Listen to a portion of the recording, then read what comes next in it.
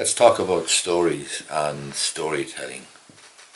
Stories are a way of giving meaning to the work we do, our activity, and indeed our life. And the stories that we tell ourselves, the story we tell ourselves, is vitally important. And the great news is we get to choose what story we tell ourselves. Let me give you an example of three gentlemen, we'll say men, working on a building site.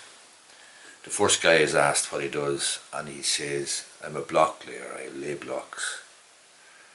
The second guy, engaged in the same activity, says, I'm building a wall.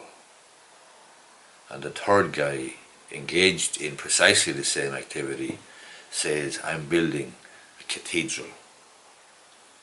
Each of these men are working on the same site. Each of these men are working on the same building. Each of these men are doing the same thing. They're all engaged in the same activity, but each of them tells themselves a different story. We get to choose what story we tell ourselves. You can share your own stories with people that you seek to lead or influence or persuade. And by sharing your stories, you can bring out lessons rather than telling people in a didactic, dictatorial sort of a way what to do.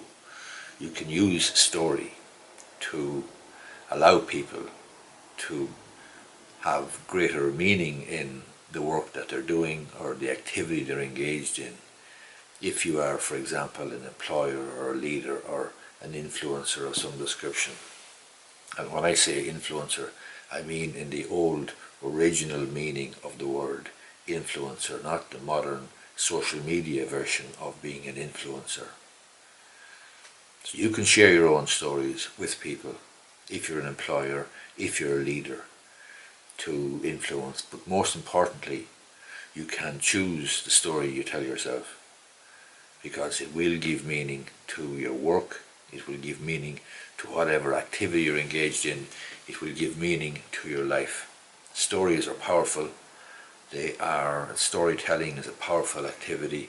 It's a powerful tool to persuade and to influence and to lead others.